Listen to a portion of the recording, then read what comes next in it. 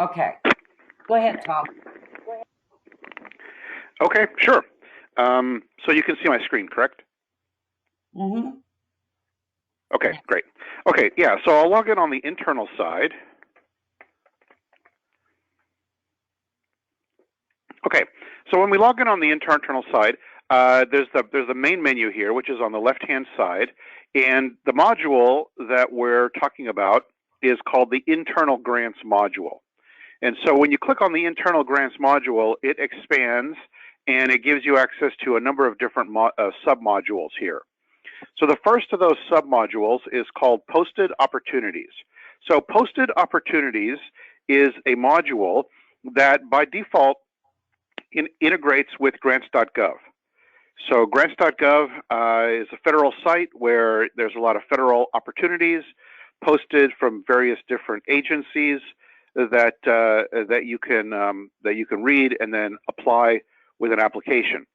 So on a nightly basis, the system will integrate with grants.gov and it will pull down all the opportunities or a portion of those opportunities. So it doesn't necessarily have to be all of them because there are like thousands of them on grants.gov, but you can filter by specific filter criteria and you can only download a portion if you want, or you can download everything.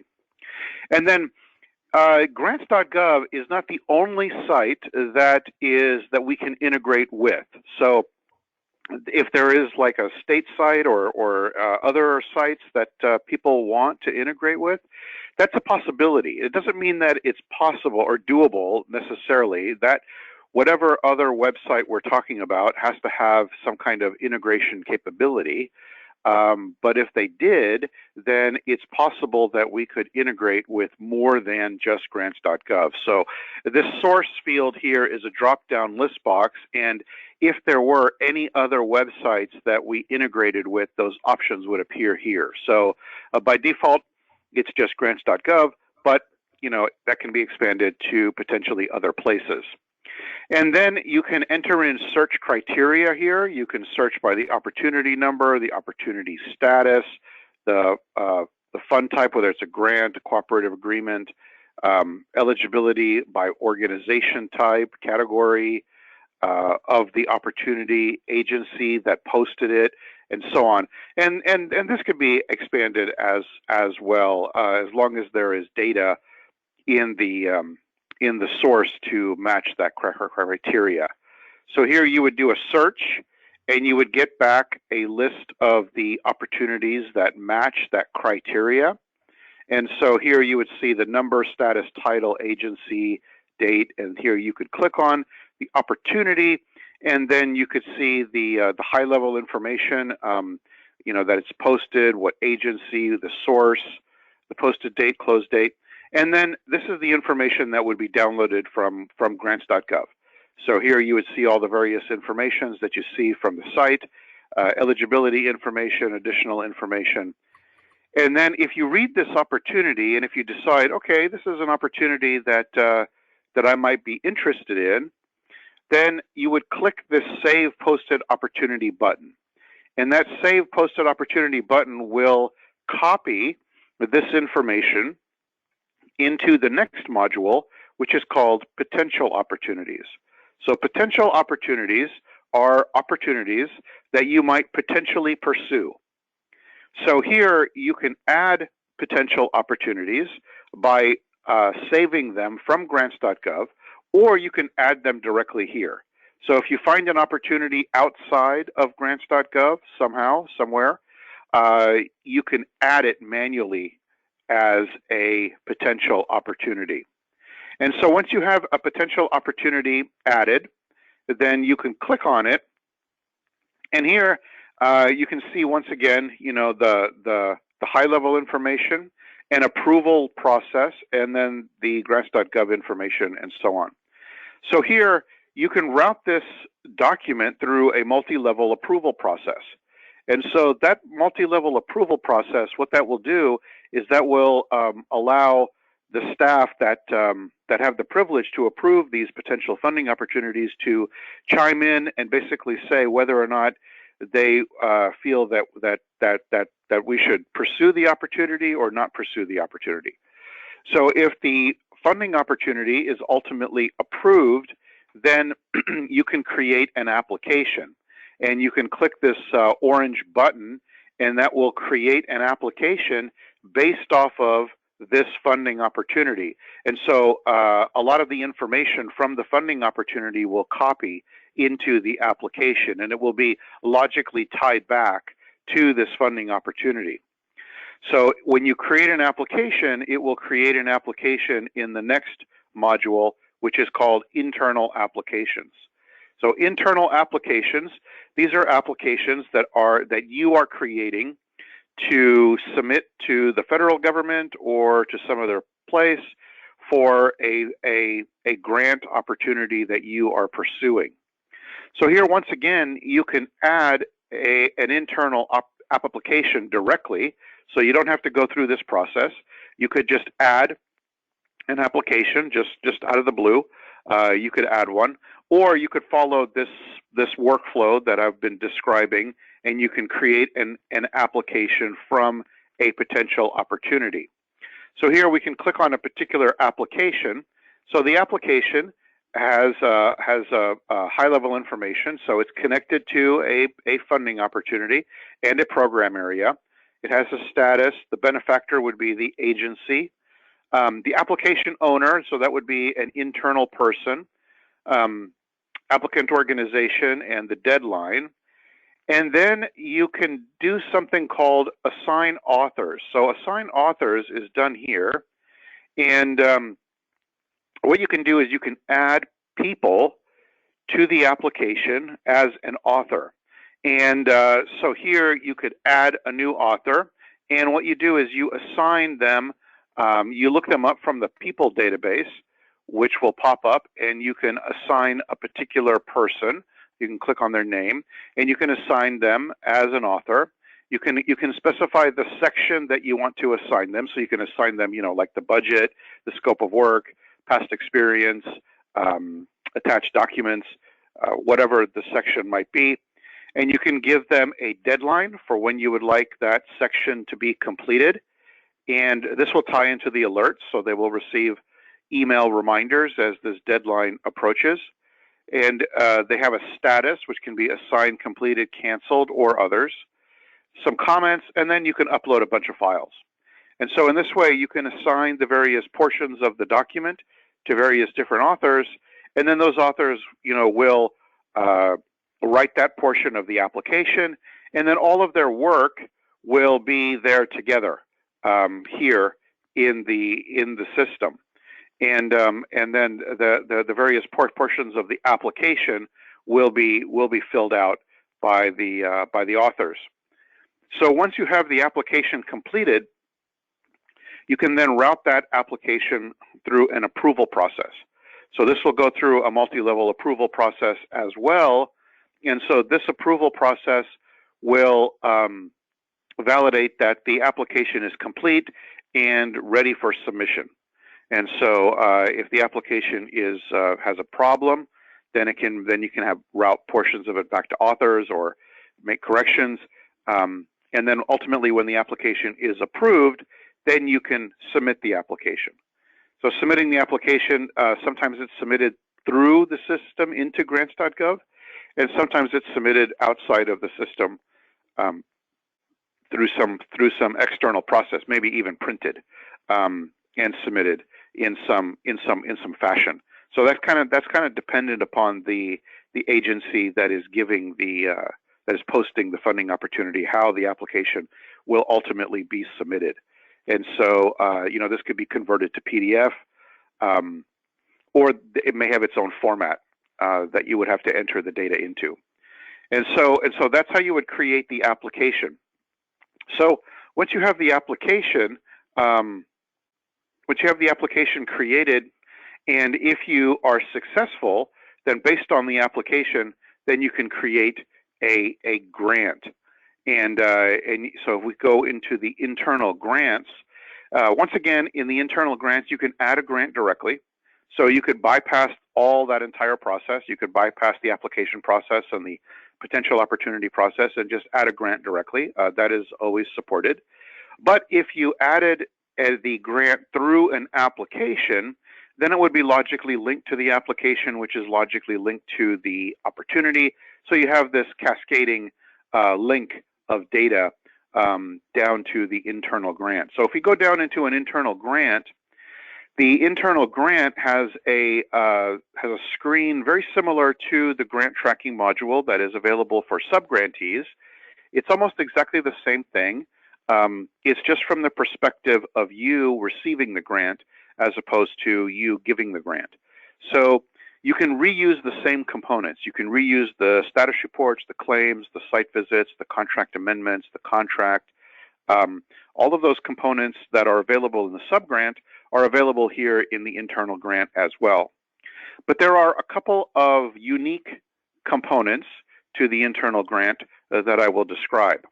So first of all, we have the general information of the grant. So this contains the high-level information. So it will have a system-generated ID. It will allow you to enter a user-defined grant number, the grant title. It has the same grant statuses. The grant owner, which would be the internal staff person, internal organization, the program area and the funding opportunity that it's connected to.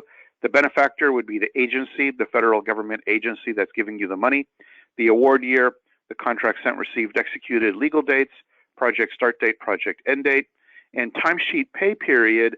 So timesheet pay period, this is going to tie into a component later on. But this you can specify your timesheets on a monthly, weekly, quarterly, yearly, or whatever interim period. And so that would be the general information of the grant. Then we have a unique component that is available only for internal grants called personnel. Personnel is people that are assigned to the project. So you can assign any number of people to this particular project. And so these people, you locate them from the people database. So the people database will pop up, and you can click on their name, and then you can assign them specifically. Then you can classify them as internal staff, grantee, contractor, or others. These drop-down list boxes are manageable by the system administrator. Then you can enter in a role, a description, a utilization, which will indicate whether they're full-time, part-time, as needed, and then an hourly rate. This will be utilized for their timesheets, and it can automatically calculate the expenses that are being that they're costing on this particular project. And so you can enter in the hourly rate as well. And so then you can save this information, and you can add as many people to your project as you would like. And then the next component is called tasks. This is also a unique component for the internal grant. And here you can specify tasks. And tasks are activities that will be performed on this particular project by the people that were assigned in the previous component. So here you can add any number of tasks. And so each task will have a task description. So you can describe exactly what that task is. You have a completed flag where it can be completed or not. Then you have the assigned people. Now this drop-down list box will contain the people that you assigned in the prior task. So it won't be everybody from the people database anymore. It will just be those people that have been assigned to the project. So you could add, you can assign a task to one person, or you can assign a task to multiple people. Then you can describe the task a little bit. You can enter in a start date and end date. And then you can specify the rate type, which can be a default staff rate or a task-specific rate. If it's a task-specific rate, you can enter in that amount. And so in that way, you can define tasks for individuals. And then once you have the personnel and the tasks defined, then staff can fill out timesheets. So the way that timesheets are filled out is that individuals would go to their dashboard. And so from their dashboard, they would click on a submodule called timesheets. And so here, what they would see is they would see active timesheets. So timesheets have a period, which can be, monthly, weekly, quarterly, and so on. And so you can have multiple timesheets here, depending upon how many tasks you have been assigned. So this is dynamically created by the system. And so here you can enter in, you can drill down, and you can go into a particular timesheet period, and this will show you the tasks that you have been assigned in that period. So it will show you the grant, it will show you the task, and then it will show you the start date, end date, and then here you would enter in the number of hours that you worked on that task in that time period. So here you would enter in your various hours, and you could save this, and you could do this anytime. You could do this daily or weekly or whatever, and then you would save that timesheet information.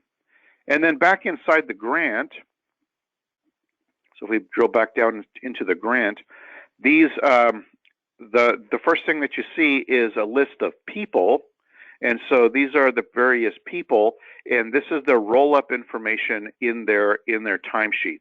So you have the number of hours reported, hours approved, and the amount of money that those hours cost to the project. And so here you can drill down and you can see the timesheets for that particular individual. You can drill down into a particular timesheet, and you can see the tasks that they were assigned in that time period. So here you would see a section, and this is some kind of task.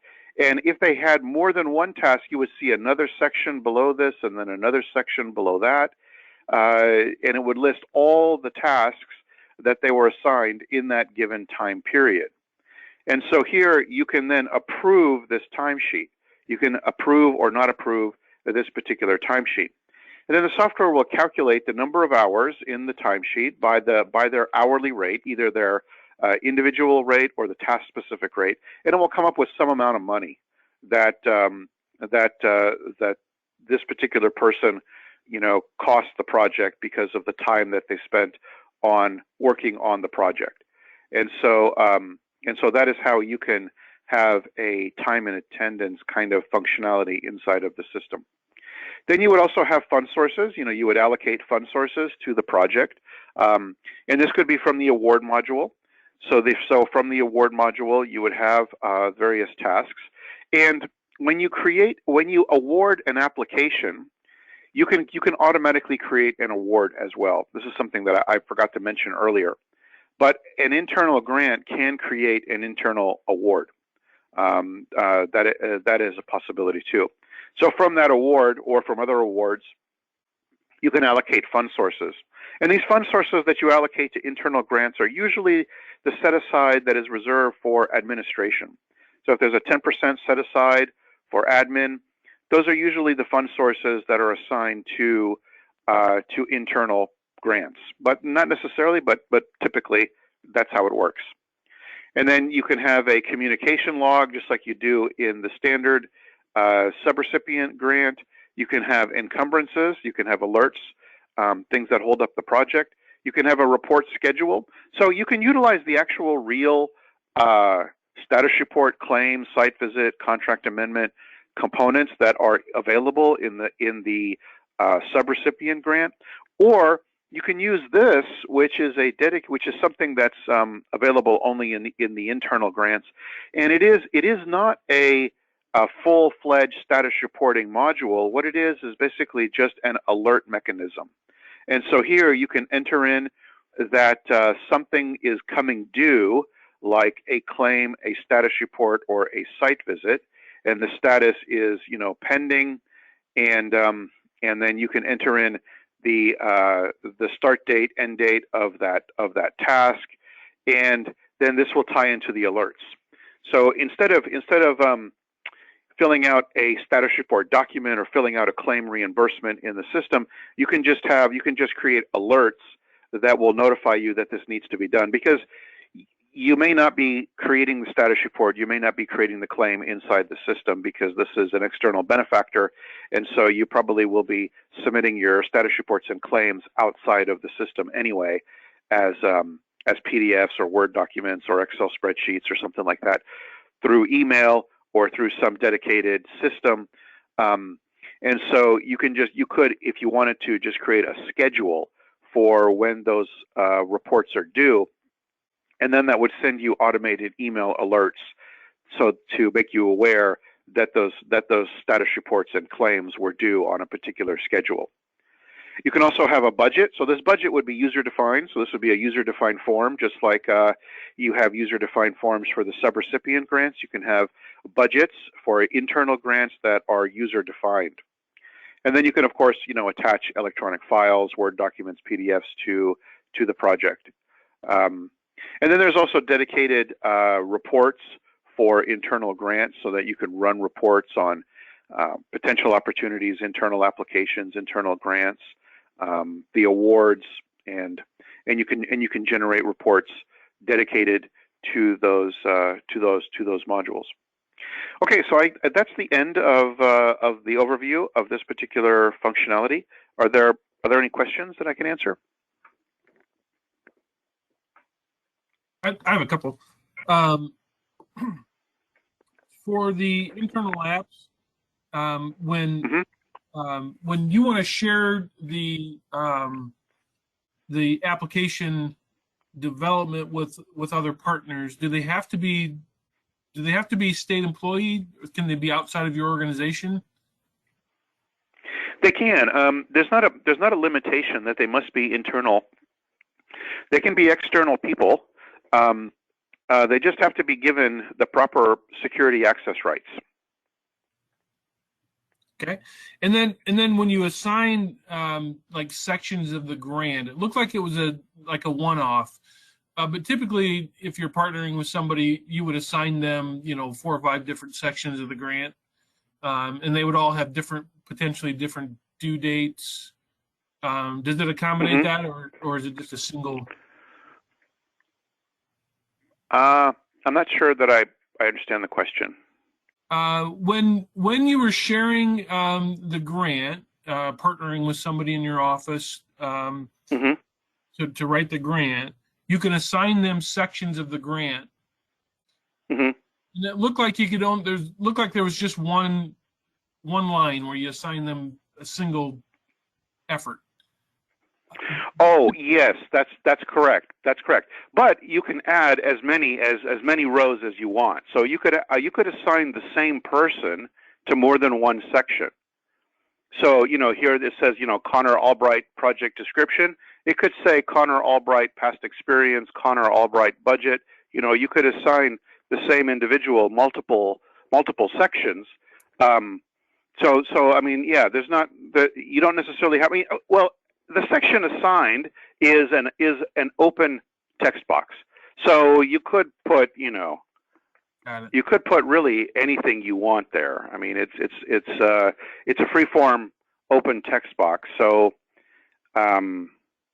yeah, it's not because the software doesn't actually know the nature of the application. It doesn't really know all the sections involved because the opportunity is coming from grants.gov, which it sometimes can have an XML template for the applications. Grants.gov sometimes does allow XML templates to be downloaded that perfectly describe the application, but not always. And so the system doesn't necessarily have full knowledge of what the application is and what all the sections are. So here, when you're assigning these people to these sections, this is free-form text. So you can you have a lot of freedom there. You can kind of do whatever you would like. You can assign the same person multiple times. You could assign the same section to multiple people. You can kind of do that if you want. Good. And then one of the questions, and I think I know the answer, but I'm going to ask it just to be sure. But for state agencies who don't use Iowa grants, can we assign them a role so they just see this component of Iowa grants? Internal grant? Yeah. Each one of these main menu modules here is a separate privilege, and you could assign the privilege of internal grants and then these submodules, but not people organizations, not awards, not funding opportunities, and so on. And so when they log in, they would have access only to that one module. Okay.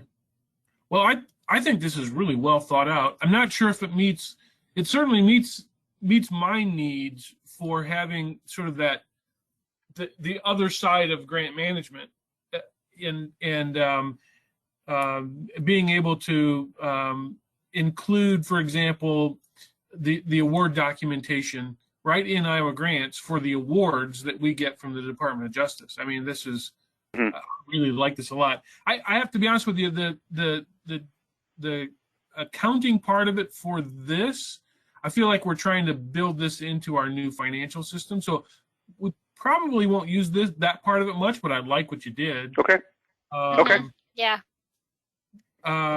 And then let's see, I wrote a note down, and then now I'm trying to remember what I was thinking. I just wrote the word cost. Thought I would remember what that was. If I think of it, I'll bring it up.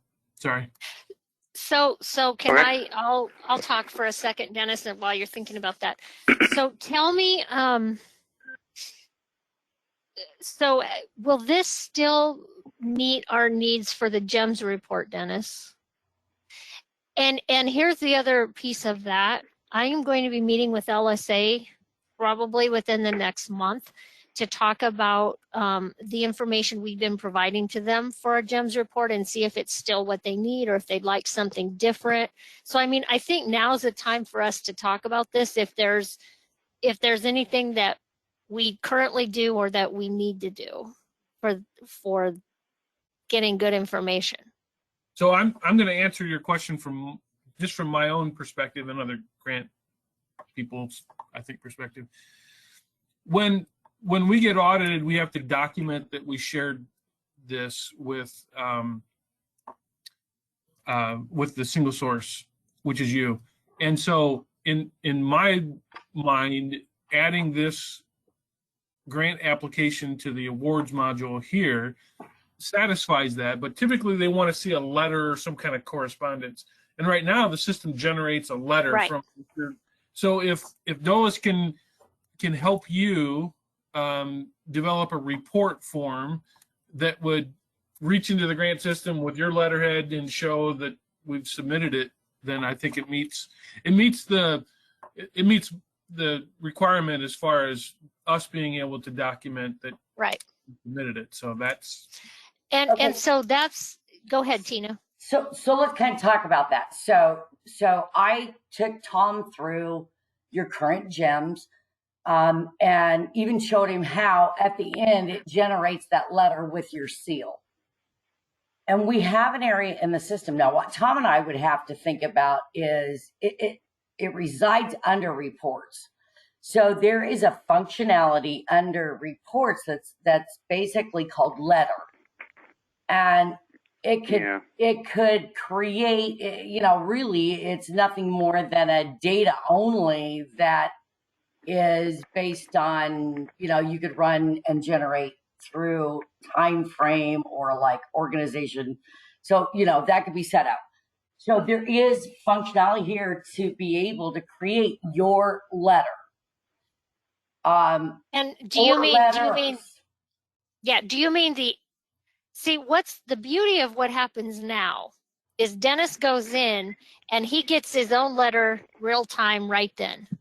That's the beauty, because I don't want to be doing this for every single person. This is a lot of work. So Dennis goes in, he puts his information into the GEMS database, pops out a letter, he's done.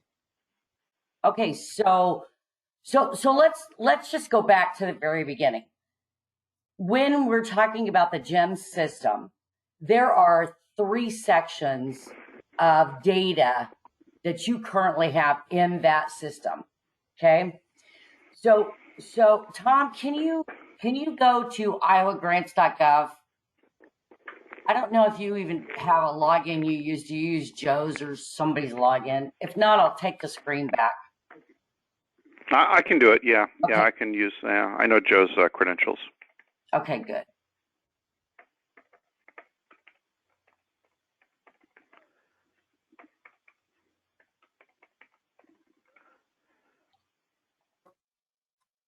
Okay, so when we go into the GEMS reporting, basically look at Ad Manage competitive grants.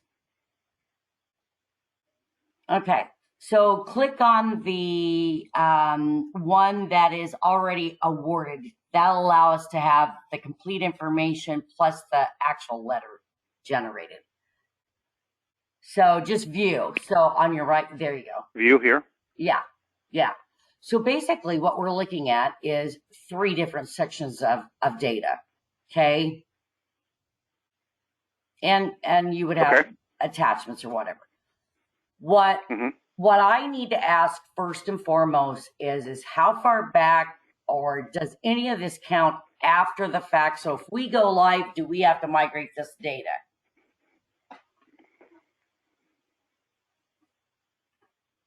I think that's a good question.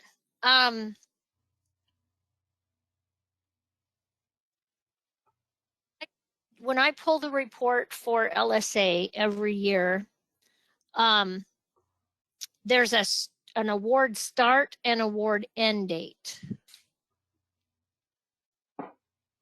And I So think it's it the goes end. off of your fiscal year, does it not? Like, do you not do like 07 to 6/30 of whatever they're asking for?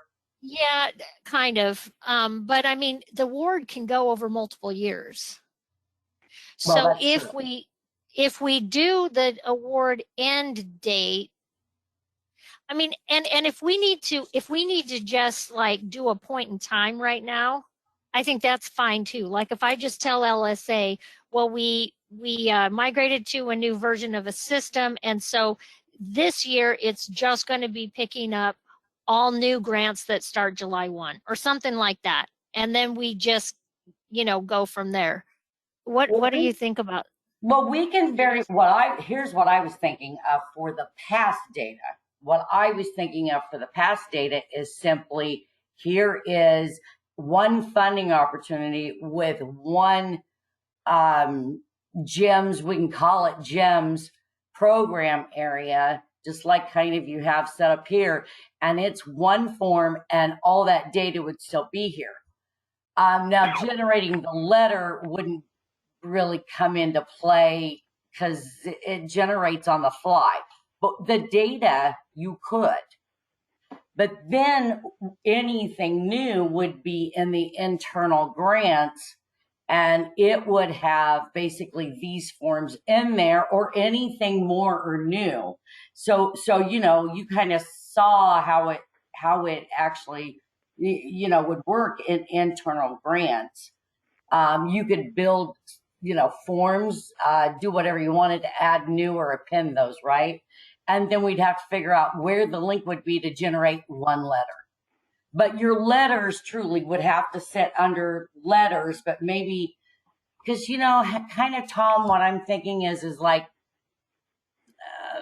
we have on the dashboard even links to data only reports or a specific report. Maybe we can do it there.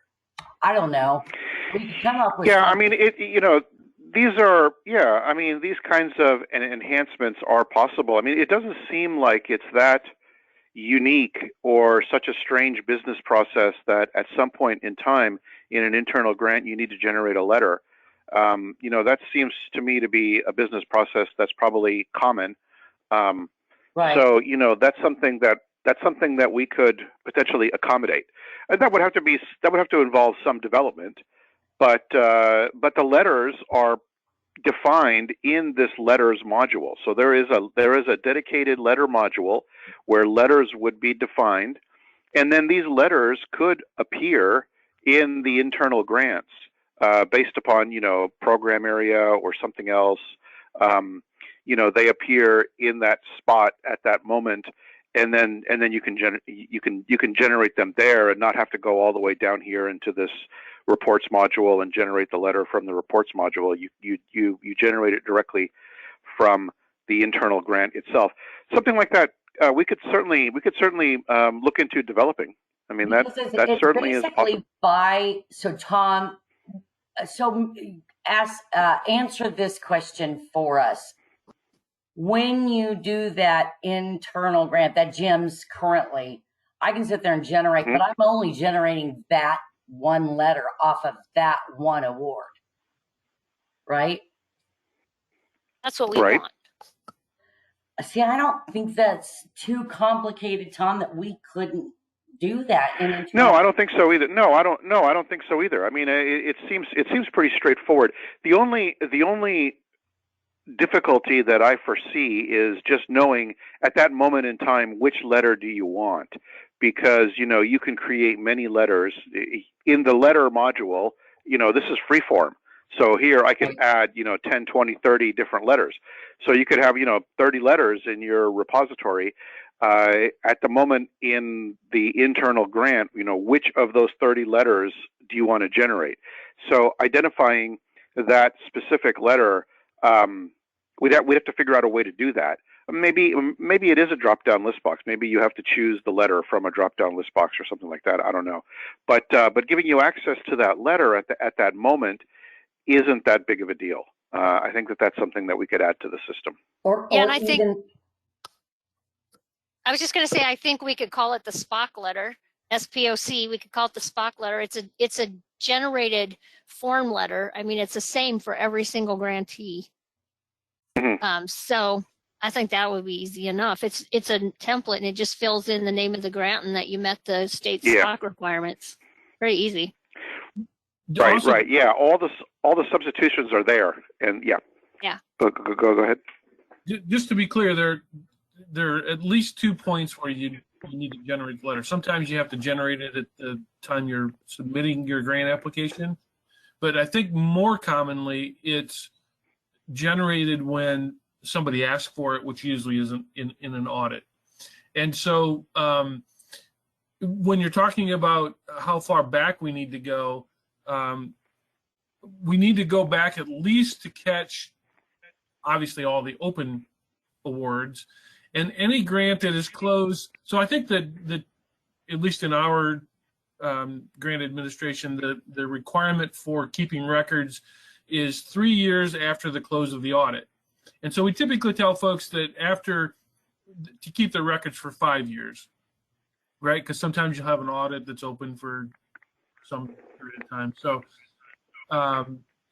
I think you need to go back, and some of these grants are open, like economic development. They have grants that are open for I think like decades. Right. And so and then you can't just rely on the close date, because sometimes they extend it. And if they didn't go in and change that field, well, maybe they should have, but they didn't. Now you have an open grant that's been extended, even though it says it was closed. So I think you have to go back a ways with the data, I guess is my point.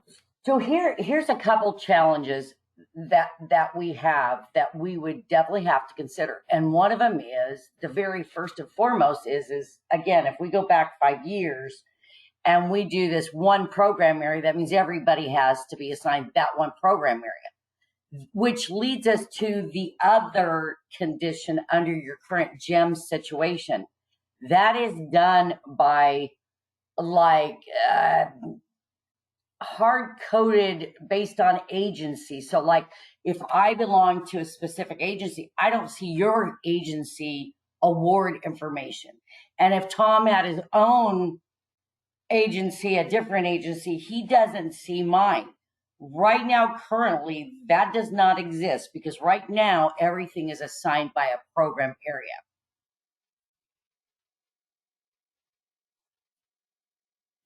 So, and you're talking people that are in agencies that do not have program areas within the system. So that's where we get very custom for Iowa, Tom, in this, at that perspective.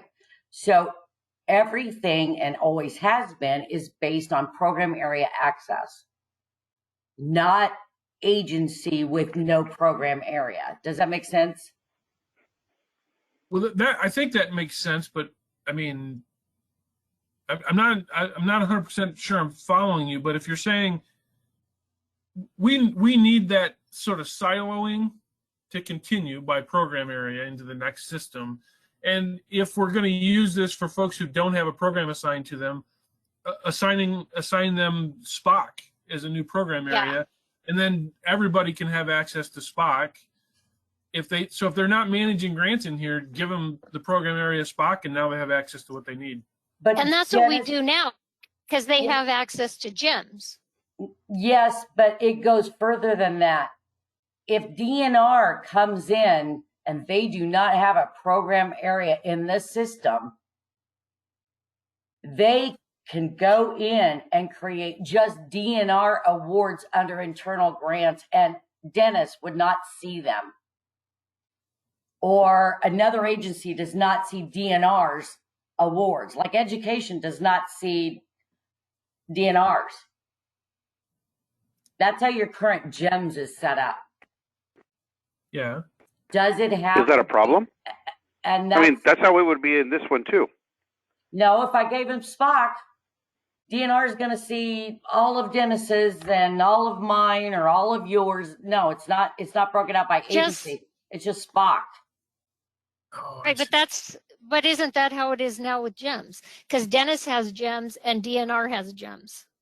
yeah, but I don't see DNRs. I see what you're Exactly. saying. If they submit it as Spock, of course, I wouldn't submit mine as Spock. I would submit. So anybody who has Spock, they would see the other Spock if they submitted under the award Spock. Yeah, and you know, that was a big deal back then when we created GEMS, because there were agencies that did not want to participate because another agency may see their funding. So whether we would have, there aren't that many. What are there? 36 agencies and Yeah. and 10 of us in here. So you'd be talking about, and they don't all write grants. So we'd be talking about maybe 15 agencies. So it would be Spock AG, Spock DNR. I mean, then you could create their own program for their agency. Yeah. I think that's a good solution. You instead of having one program area Spock by itself, you'd break it up into 15, Spock hyphen whatever. Right. And here's my challenge with that, but maybe not. So we could basically create the forms as global, and then assign that global form to all the Spock, AG, Spock, DNR, all the programs for Right. Spock. Mm-hmm. And then that way no one else would see them in the system under, any other funding opportunity, any other submitted application, any other portions of the system. So We could do right it that now, way. Tina, when I give an internal user GEMS access, Mhm. and they don't use Iowa grants, they just go in once a year and put all their federal awards in as an agency, say DNR. Uh-huh. And Dennis has GEMS. He can't see DNRs right now. So how does that work It's when they by both have agency. GEMS? So Joe, when Joe created this, he went in there, and GEMS works differently. That's why you have Right. a role privilege just for GEMS. Right. Because behind the scene, once you put in your, who you are connected to an agency, not Right. a program area. And the Okay. agency is what's segregating all that data. And so you're saying that this system isn't set up that way, in that it's not, so Spock isn't really a role, like GEMS is a role? GEMS is Or a it's role, still in. but that's as far as it goes. So, when you go to GEMS and you're logged in, it's looking at your agency. DNR does not have programs in our system. They don't have one program area at all. Right. But Right. they have access to GEMS, because behind the scene, Joe has hard-coded the fact that DNR belongs to the Department of Natural Resources agency, and Dennis is belonging to ODCP agency. And so ODBC doesn't see DNR. And that's not how the new system is set up. Correct. The new system is not looking at the agency. It would truly have to be created by program area, and that would be your segregation. And then under there, you would then have a role that was Spock that allowed you to add, edit, delete. Okay. Yeah, this is consistent with the rest of the system, and this makes a lot more sense to me. Yeah. It Okay, does cool. us too, Dennis. It's just we have to point out that it's going to work differently. So when you guys actually do come over, You know, and then that's the thing. We could create, if it's by program area, Tom, how can we just migrate? So this is one of my biggest questions, and again, one of our biggest challenges.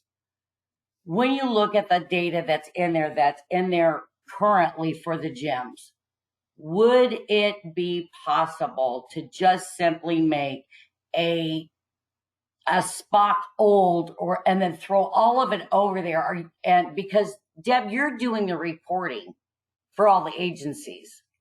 Mhm. Would the agencies have to ever go back, I guess? Only if they need that letter, like Dennis said. So Right, what we Dennis? so then I what don't we know would be what we're looking using. at is like migration for each Spock agency, for each program area. I don't know how all of the agencies are using GEMS. We built into GEMS some functionality that would allow us to, for example, put to drop documents, to drop our award into GEMS, to kind of, in a much less sophisticated way, do what you just built. Right. So I don't Tom, really know if anybody's using it. So if they're not using, I mean, you guys would have to tell us if anybody's using it. I and think so. we I probably don't could. So Tom, go back to the Iowa grants. Dennis, I think you're the one that uses it to the fullest, than anybody. And So basically what happens is because Dennis actually does utilize the system, when this is done and the letter is generated and he actually gets the award, back up one time, Tom, back to where we can get, okay, right here. When see that Iowa Grants Award create down there in the awarded applications? Yeah, see that create button? That creates an award in Iowa Grants. So now it doesn't create fund sources, but it will create your award general information from this information here. And it pulls a few things out. Yeah, the new system will do the same thing. It can create an award based on the grant that is created from an application. And then that generate letter, and it just keeps generating the same letter. You can do it after the award, before, when you enter it. You can see it in several places. As you can see, you can enter the disposition details. That's after you've actually entered the application details. So it goes from enter application detail to enter disposition details, which is the second section. And right there, you can generate that letter, or even after it's awarded, you can always come back and generate the letter. And I don't see a problem with that either. I mean, maybe we just use the application ID and then generate. So I don't know who's driving, Tom or Tina. Can you click on the view just to the right of your yep, click on that, and then scroll to the bottom. This is what I'm talking about. We added these sections below here where you could, upload your award letter, upload a correspondence. And you've built this into the new system in a much more sophisticated way, in a really nice way. And I guess what I'm saying is I don't think many people are using this.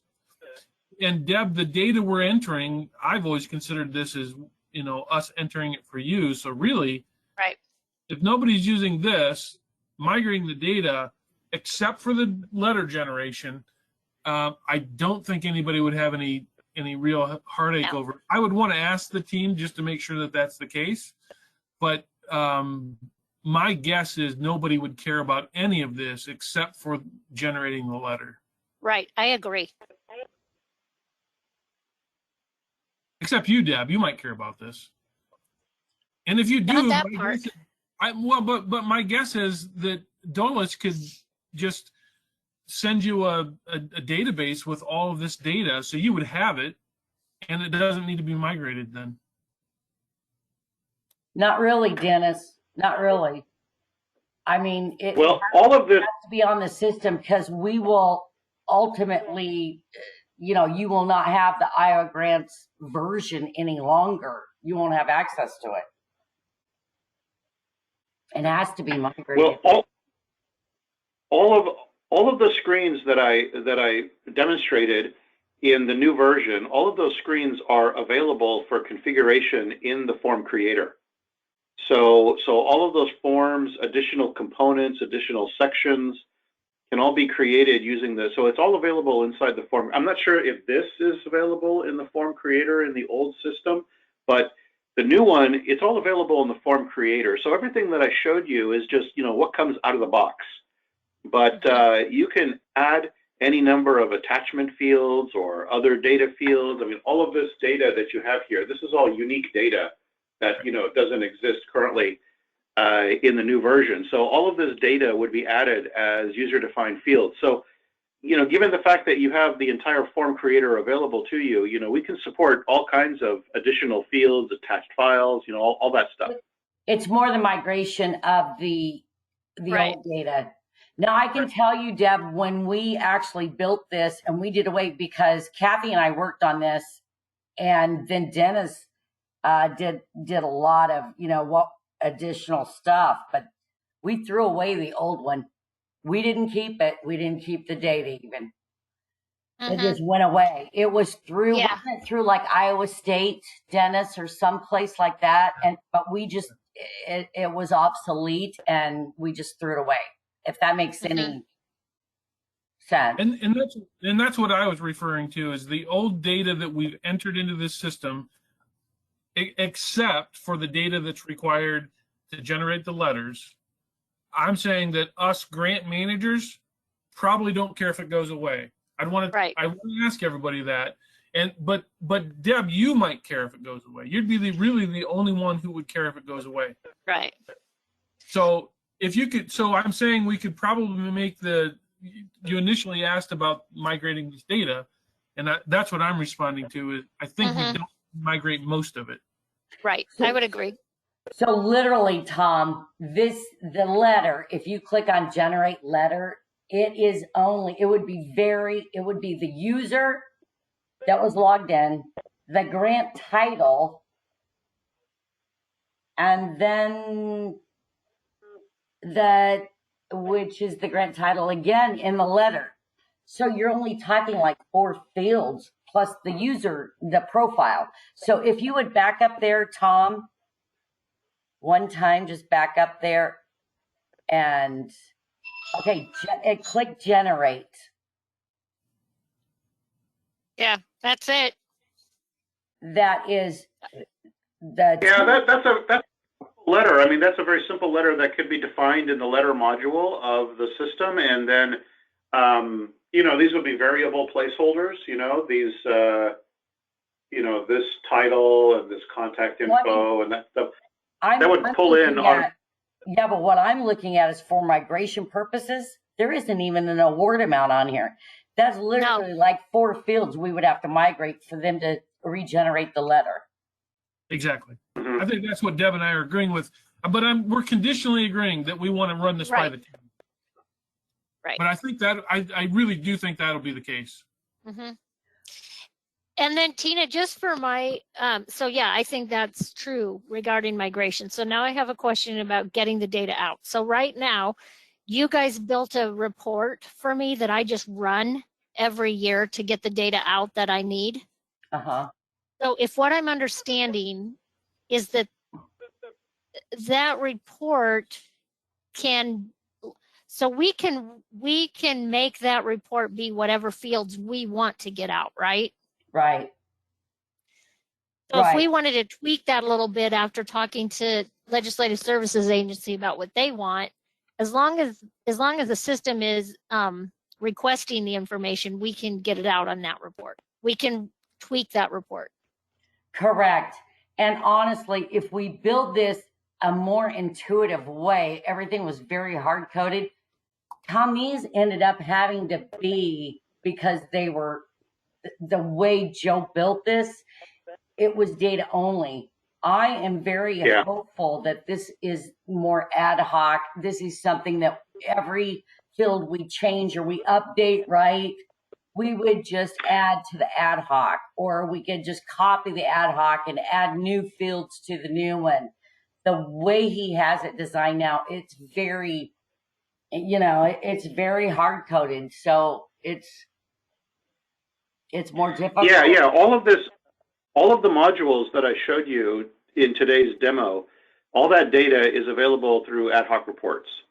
So you can create an ad hoc report on potential opportunities, internal applications, internal grants. You can build an ad hoc report just like you can with the subrecipient grants and applications. So it's the same functionality. So there are standard reports that come out of the box based on this information, but then there's also the ad hoc report capability that you can create your own reports based on your own data. Yeah, so I think That sounds good. with your guidance, we can build this and simplify this from what your current GEMS has. There is no doubt in our minds, though, that we can support this, and this is part of your system. This is not something that an add-on that you pay for. This is in your system. So when you have your meetings, honestly, it's more the question of how do you want to and what do you want to migrate, and then what portion of it would you utilize? Because it sounds like to me we can build the forms relatively easy as single value field, and then it would be more of just the program area setup for Spock. And then the letter, where would we put the link? The other thing, Deb, I think that Workday is going to do some of what, and probably do a better job, a more complete job of reporting what you've been relying on GEMS for to the legislature. So Like what? So Workday is trying to build, and I don't know the names of all of the That's okay. fields, but they're asking, part of what Workday is asking about is where's the money we're spending, where's it coming from? So is it work codes, I think? Yeah, yeah, I see what you're saying. So we're entering some of what you're relying on GEMS for into Workday, and I think it's, and not everybody's doing like DHS isn't entering stuff into GEMS. Right. I think you're going to probably end up relying less on the grant system and more on Workday for the reporting that you're sending to the legislature. That's cool. Yeah, I that's mean, cool. Don't you think that's true? And maybe they can get it without even asking you now, so they won't even involve you. Well, Okay, a lot. that's So true. what we discovered, and a lot of the reason why we pushed so hard for all the agencies, but I don't think they ended up really doing it, is one of the difficulties we had was the fact that we were not tracking, like when we lost federal funding after 2008, it was basically what happened is when everything crashed, a lot of those people were federally funded, not just state funded. And when we lost a lot of that money, we had to go back and go, oh my gosh, nobody had really tracked how many full-times versus part-times these grants were paying for, and general funds. So we had state funding and federal funding at that time. And, we're laying people off, and then we're like, okay, we never realized what impact it actually had because we weren't gathering that data for full-time and part-time. When you talk about, your grant funding for the administration portion, paying for those employees, the staff. Yeah, and I know that DHS has been a proponent in these Workday meetings of trying to figure out how to put all of the information GEMS now collects into Workday. So I know that, yeah, that's true, Dennis. So, let's find out what, now at least you have enough information. I'm going to stop the recording. You have enough